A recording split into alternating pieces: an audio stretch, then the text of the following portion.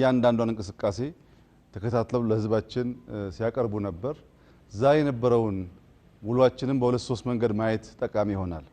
አንደኛው ኢትዮጵያውያን ሲወስኑ ሲያብሩ ለነገ ለልጆቻቸው ተስፋን መትከል ሲወስኑ መሰረት መጣል ሲወስኑ ምን ማድረግ እንደሚችሉ ዛሬ ዳግም ለዓለም ህዝብ ያሳየንበት ቀን ይመስለኛል።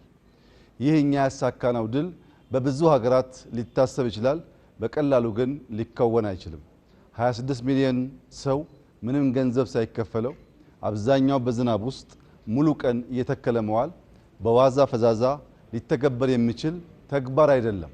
ይህንን ታላቅ ተግባር የፈጸመውን መላውን የኢትዮጵያ ህዝብ በታላቅ አክብሮት ማመስገን እወዳለሁ።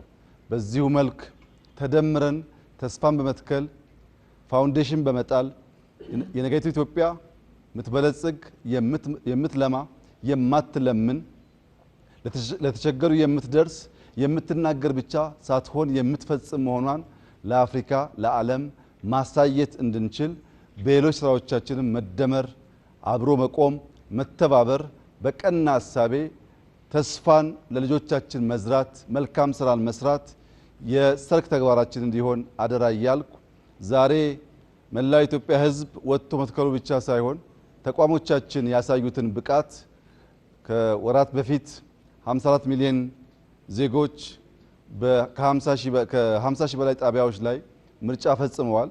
ዛሬ ደግሞ ኦልሞስት በሁሉም አካባቢ ማለት በሚቻል ደረጃ 26 ሚሊዮን ዜጎች ወጥተው ሲተክሉ በየቦታው የሚዲያ ሙያተኞች፣ የአይ ሙያተኞች፣ የግብርና ሙያተኞች፣ የግብርና ኤክስቴንሽን ሙያተኞች፣ ሌላ በበጎ ፍቃድ ማገልገል የሚፈልጉ ወጣቶች ተሳትፈውበታል።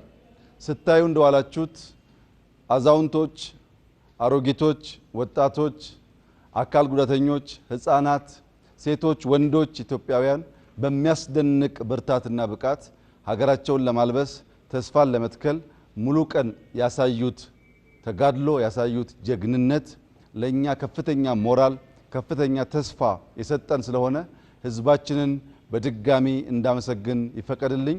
መላው ኢትዮጵያ ህዝብ እንኳን ደስ ያላችሁ። ባለፉት ጥቂት ወራት የዘንድሮውን የግሪን ሌጋሲ ተስፋን መትከል አለብን ካልንበት ቀን ጀምሮ እስከ ዛሬ 6.5 ቢሊዮን ገደማ ችግኝ ተተክሏል። ቀሪው 1.5 ቢሊዮን በቀሪው ወራት የሚፈጸም ይሆናል።